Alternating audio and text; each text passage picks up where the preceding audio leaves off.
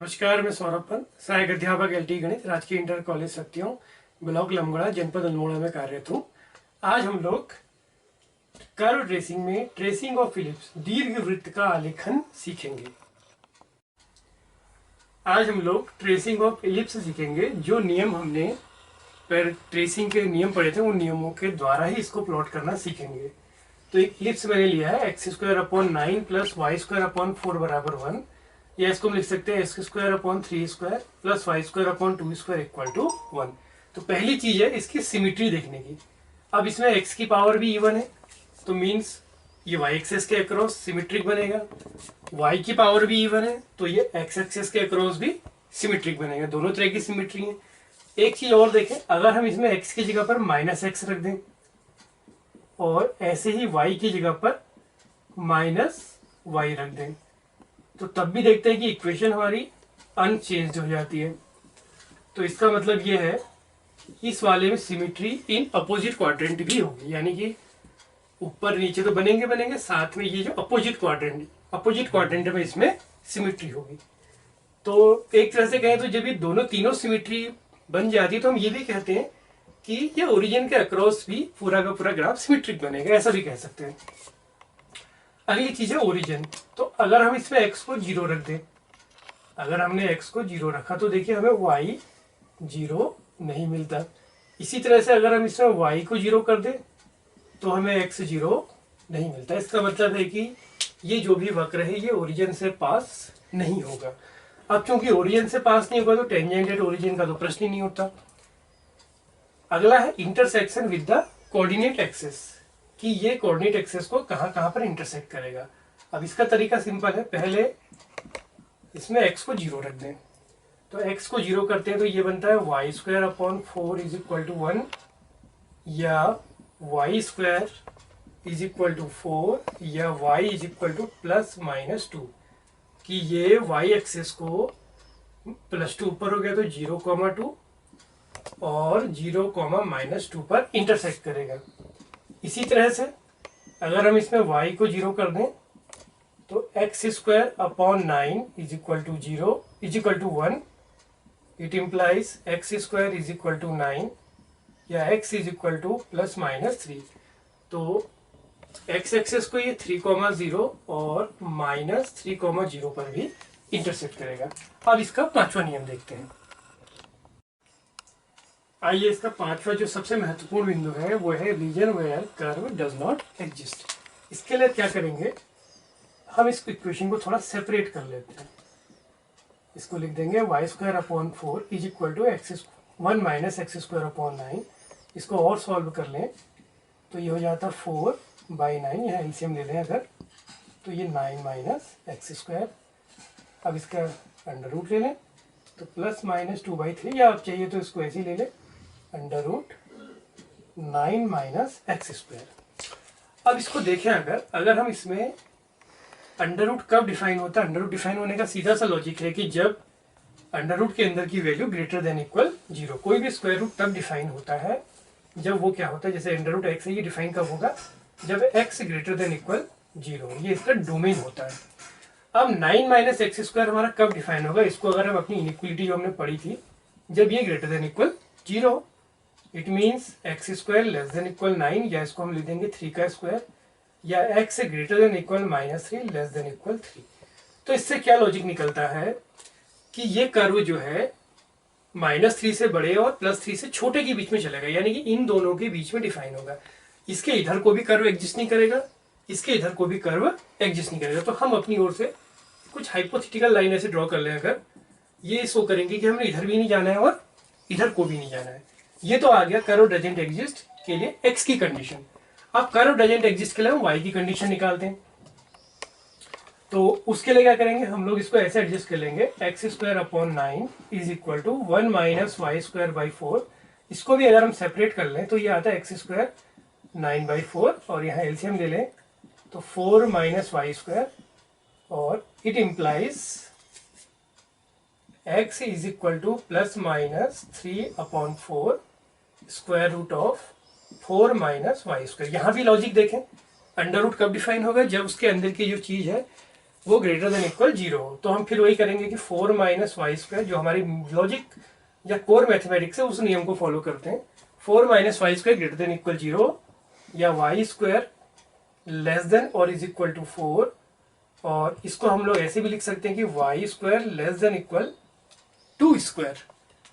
तो y greater than equal -2 less than equal +2। It means कि ऐसे ही जैसे x में ये कर्व -3 और +3 के बीच में एग्जिस्ट कर रहा था, ऐसी y के लिए भी कंडीशन क्या होगी कि ये इन दोनों के बीच में यानी कि -2 से 2 के बीच में एग्जिस्ट करेगा।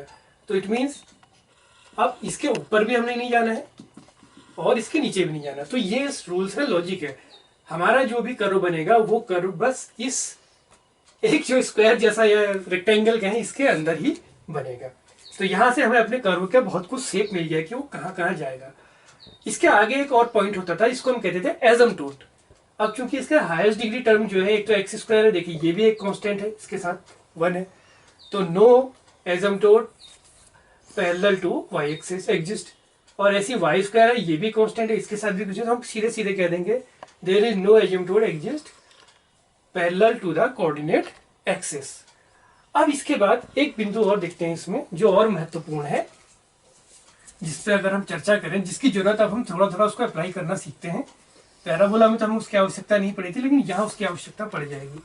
वो आवश्यकता ये है कि अब अगर हम इसका डिफ्रेंशिएशन कर दें y के रिस्पेक्ट में, x के रिस्पेक्ट में, तो ये कुछ इस प्रकार का आता है, इज इक्वल टू 0। ये भी कैंसिल हो जाएंगे, तो ये बन जाता है y/4 dy/dx is equal to -x/9। तो dy/dx is equal to -4x/9y। कुछ इस तरह का इसका डिफ्रेंशिएशन करके आता है। अब इस डिफ्रेंशिएशन को देखें, अभी पॉइंट वाइज चलेगा। अगर हम इधर को जाएंगे तो x और y दोनों पॉजिटिव होंगे, तो इसका स्लोप अगर हम देखें, स्लोप पे डिस्कस करें कि स्लोप किस हिसाब से वेरी करेगा। अगर आप x की वैल्यू को बढ़ाते हैं तो ये देखें, अगर x अगर बढ़े और y इधर को चलते जाए, y अगर माना कांस्टेंट भी है, अगर हम माना y को 2 पर फिक्स कर दें या अगर इस तरह से वेरी कराएं, तो dy/dx x और y के साथ वेरी कर रहा है। इसका एक पॉइंट अगर हम और देखें कि अगर यहां पर हमारा स्लोप कर्व का क्या होगा, यानी कि 0,2 पर, ये बड़ा महत्वपूर्ण बिंदु है कि dy/dx इसको हम लिख सकते हैं एट 0,2। अब हमने x को 0 कर दिया तो ये सीधी बात है 0 हो गया। तो इट मीन्स कि 0,2 पर जो कर्व है उस पर एक टेंजेंट जो बनेगा, वो टेंजेंट कुछ इस प्रकार बनेगा जिसका स्लोप कितना हो जाएगा 0। इसी तरह से यही इस वाले बिंदु पर भी होगा जब हम 0,-2 पर जाएंगे। इसी तरह से अब इसका अगला है 3,0 पर देखते हैं। तो dy/dx एट 3,0 यानी क्या y हमारा 0 हो गया। तो y 0 होगा तो ये हो गया इनफाइनाइट। इनफाइनाइट का अर्थ हुआ, जैसे यहां पर इसका अर्थ था 0 डिग्री का स्लोप या 180 स्लोप, यहां पर इसका स्लोप हो गया 90 डिग्री। तो जब आप 3,0 या -3,0 पर जाएंगे तो यहां पर एक टेंजेंट जो बनेगा इस कर्व पर, तो उसका जो स्लोप होगा वो कितना हो जाएगा 90 डिग्री। तो एक चीज और स्पष्ट होगी कि इस पॉइंट पर कर्व सिर्फ टच करेगा, इंटरसेक्ट नहीं करेगा। ऐसी इस पॉइंट पर भी कर्व टच करेगा, इंटरसेक्ट नहीं करेगा, यहां पर भी इंटरसेक्ट। तो हमें 3 चीजें इसके dy/dx से और होगी। इसको अब हम लोग चाहे तो पैराबोला में भी यूज कर सकते हैं, पुराने में आप जाके अभ्यास कीजिएगा, और आगे हाइपरबोला की ट्रेसिंग पढ़ेंगे तो वहां पर भी इसको हम यूज करेंगे। तो इससे हमें एक ये आइडिया मिल गया। इसके बाद इसके अगर हमें पॉइंट सब शेप पता करना है कि इसका शेप किस हिसाब से चलेगा, तो एक चीज तो स्पष्ट होगी कि यहां पर भी कर्व कुछ इस तरह से टच करेगा और यहां पे भी कर्व कुछ इस प्रकार से टच जरूर करना चाहिए। यहां पर भी कर्व टच करेगा और यहां पर भी कर्व जो है इसको सिर्फ टच करेगा। अब अगर हम y और x का वेरिएशन देखें, तो जैसे अभी हमने इक्वेशन बनाई थी कि y is equal to y²/4 1 minus x²/9, तो y इज इक्वल टू आ रहा था +-2/3 √9 माइनस x²। कुछ इस तरह की इक्वेशन बन रही थी। अब इस इक्वेशन में अगर हम सपोज दैट x को 1 रख दें, एक एज्यूम कर लें, कुछ पॉइंट हम निकाल के देख सकते हैं। तो 9 - 1 कितना हो गया 8, 8 का स्क्वायर रूट हो गया 2√2। तो ये आ गया प्लस माइनस 4 2 जा 8, 8√2/3। तो इससे आपके कुछ पॉइंट आ जाएंगे, नहीं 4√2 आ जाएगा। तो ये नियरली आ जाए लगभग 4√2 की वैल्यू होगी 1.4 अगर हम रख दें तो 3 चक्को 12 और 3 छक्के 18 लगभग लगभग कुछ इस तरह की वैल्यू आती है। 24 और 4 चक्को 16 और 2 18 लगभग लगभग इस तरह से कि जब x 1 है तो y की वैल्यू 1.84 माना। अगर x ये है तो y कहीं इधर से कहीं होगा, यहाँ पर अगर x 1 है तो वो, और ये अगर y 1 है तो यहाँ कहीं पर होगा। फिर अगर हम x को 2 रख दें तो y की वैल्यू, तो 2 और 2 4, 4 का अंडर रूट 5 आ गया, और स्क्वायर रूट ऑफ 5 जो होता है वो लगभग लगभग हो जाता है लगभग लगभग 2.4 के समथिंग आता है, थोड़ा सा ऊपर ही आता है। तो अगर हम इसको लगभग नियरली भी ले लें तो ये नियरली वैल्यू कितनी है, नियर अबाउट 1.6। तो जब x 2 होगा तो वो कहीं यहाँ कहीं होगा। तो एक शेप हमें मिल रहा, देखिए इस तरह का शेप आना चाहिए। अब आपने सिर्फ एक ही जगह का शेप बनाना है। अपोजिट क्वाड्रेंट में क्या है, इसमें सिमेट्री है तो एक इधर को बन जाएगा।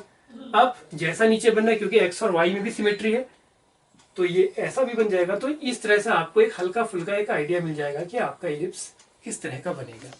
तो बच्चों एक तो ये हमने सिंपल एग्जांपल लिया, इसके बाद एक एग्जांपल और लेते हैं जिसमें आप ये प्रोसेस मैं उसमें पूरी नहीं कराऊंगा, मैं सिर्फ आपको एक्सेस को शिफ्ट करना सिखाऊंगा। अब एक जनरल एग्जांपल लेते हैं कुछ इस तरह का, x - 3 का स्क्वायर अपॉन 9, y - 2 का स्क्वायर अपॉन 4 इक्वल 1, या ऐसे भी लिख सकते हैं x - 3 का स्क्वायर अपॉन 3 का स्क्वायर प्लस y - 2 का square upon 2 square equal to 1। ये एक जनरल बन गया। ऐसे हमारे इसमें कई सारे क्वेश्चन होते हैं, किसी में हो सकता है कि दोनों में ऐसा वेरिएशन ना दिया हो। तो इसका तरीका क्या है, जैसा हमने पैराबोला में किया था सेम वही प्रोसेस अप्लाई करेंगे हम, और सब एक्सेस को शिफ्ट करेंगे। तो लेट x - 3 को हमने x एज्यूम कर लिया, y - 3 को y, तो ये बन गया x स्क्वायर अपॉन 3 का स्क्वायर y स्क्वायर अपॉन 2 का स्क्वायर इक्वल टू 1। तो शिफ्ट कैसे करा, अब अगर हम इसमें बात करें x को 3 रख दें, x का 3 का मतलब एक लाइन यहाँ शिफ्ट होगी तब ये 0 हो जाएगा ना। ऐसे ही y को 2 रखेंगे तो 2 - 2 0, यानी कि हमारा नया ओरिजिन कुछ ऐसे मिलेगा। एक तो ये x इक्वल टू 3 लाइन होगी, और जब हम इसे y रखेंगे तो y 2 - 2 0, यानी कि हमारा अगला जो होगा वो कुछ ऐसा मिल जाएगा, y इक्वल टू 2। तो ये हमारा अब नया ओरिजिन है, ओरिजिन तो नहीं है लेकिन एक हम एज्यूम करके बना लेते हैं। ये हो जाएगा 3, 2, यानी कि अब जो नया इलिप्स बनेगा वो कुछ इसके अक्रॉस बनेगा। तो बाकी सेम चीज है, x और y की इवन पावर है, तो अब जो नई एक्सेस होगी आपकी ये वाली हो गई है। एक नई एक्सेस x वाली ये होगी और नई जो y एक्सेस है वो ये वाली होगी। तो इसके ऊपर और इसके नीचे सिमेट्रिक सेम वही है, अपोजिट क्वाड्रेंट में भी सिमेट्रिक। तो इसमें हम ज्यादा चीज डिस्कस नहीं करेंगे, मेन आपको जो मेरा फोकस है वो ये है कि हम पॉइंट्स कैसे प्राप्त करेंगे। पहली चीज क्लियर हो गई। दूसरी चीज के लिए क्या करते हैं, अब हम ये देखेंगे कि पॉइंट्स हमें कैसे मिलेंगे। मान लिया अगर हमने इसमें x को 0 रख दिया, अब हम ओरिजिनल कोऑर्डिनेट के रिस्पेक्ट में निकालेंगे। अगर हम इसमें x को 0 कर दें तो अगर आप देखें इसमें क्या मिलेगा, क्या हमें पॉइंट्स मिल सकते हैं। x से 0 करेंगे तो y हमें शायद 0 नहीं मिलेगा, तो इट मीन्स कि ये ओरिजिन से तो पास नहीं होगा। आप देख लीजिए, इसी तरह से y 0 करेंगे तो हमें x भी 0 नहीं मिलेगा, तो ओरिजिन से पास नहीं होगा। अगर हम इसमें x को 3 कर दें थोड़ी देर के लिए, क्योंकि ये इस एक्सिस के अलोंग बनना है, अगर हमने इसमें x को रख दिया 3 तो क्या होगा, तो 3 - 3 0, 0 का स्क्वायर अपॉन 9, अगला बन जाएगा y - 2 का square upon 4 is equal to 1। ये बड़ा इंपॉर्टेंट पॉइंट है, क्योंकि ये नॉर्मली इस तरह की जब शिफ्टिंग हम करते तो वो ओरिजिन से वाली कंडीशन सेटिस्फाई नहीं करते। तो यहाँ पर हमें जो अपना नया ओरिजिन है 3, 2 इसको ओरिजिन मान के करेंगे। एक तरह से आप मानिए कि x जब 3 रखा है तो इस नए के रिस्पेक्टिव में क्या है, कैपिटल X बराबर 0, हम कर ही रहे हैं x 0 और y 0। तो y - 2 का स्क्वायर अपॉन 4, तो y - 2 इज इक्वल टू करेंगे तो प्लस -2 आ जाएगा। अब अगर हम y को +2 लेंगे तो ये हो जाएगा, +2 लेंगे तो 2 + 2 यानी कि 4। तो जब x 3 है तो y कितना है, 4 है। तो x 3 इस लाइन पे है और y 2 ही है, तो y 4 कहाँ होगा, कहीं यहाँ ऊपर हो जाएगा। क्लियर। इसके बाद अगर हम y को क्या ले लें, -2 ले लेंगे तब तो ये कट जाएगा। तो दूसरा पॉइंट क्या है, जब x 3 है तो y 0 आ रहा, तो यानी कि एक पॉइंट आपका ये वाला होगा। तो कौन कौन से पॉइंट है, एक तो आया 3, 4 दूसरा आया 3,0। इसी तरह से अब इस नए ओरिजिन के रिस्पेक्ट में हम लोग क्या करेंगे, अगली बार जो हमने y-2 था यानी कि हमारी y एक्सिस थी कैपिटल, उसको 0 करा तो हमारा ये वाला पोर्शन 0 हो गया, तो y = 2। अब अगर इसको यहाँ देखें हम तो क्या मिलेगा, x - 3 का स्क्वायर अपॉन 9 = 1, तो x - 3 = +-3। अब अगर हम +3 ले लें तो ये आ जाता है 6। तो इट मीन्स जब आपका y 2 है तो x 6 है, तो एक कोऑर्डिनेट आ गया 6,2। तो 6,2 कहीं यहां पर हो जाएगा। इसके बाद अगर हम अगला देखें, जब हम नेगेटिव ले लें तो नेगेटिव लेंगे तो ये कैंसिल हो जाएगा यानी कि x = 0। तो जब y 2 था तो उसका एक आंसर ये भी आ रहा है 0,2। तो 0,2 कहां पर होगा, इस वाले एक्सिस पर।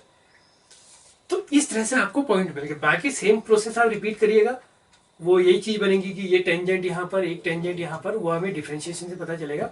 तो जो हमारा नया वाला इलिप्स बनेगा वो कुछ इस प्रकार से बनेगा। तो बच्चों उम्मीद करता हूँ आपको ये हिंट मेरी पसंद आई होगी। इसके थ्रू हम कैसे बनाएंगे, ये ओरिजिन शिफ्ट वाले में और कोई नहीं, आप बेसिक सीख जाएंगे। ओरिजिन शिफ्ट करना आपको इस प्रोसेस से आ जाएगा। तो आशा करते हैं आपको ये समझ में आया होगा। इसके बाद हम हाइपरबोला की ट्रेसिंग सीखेंगे। Thank you.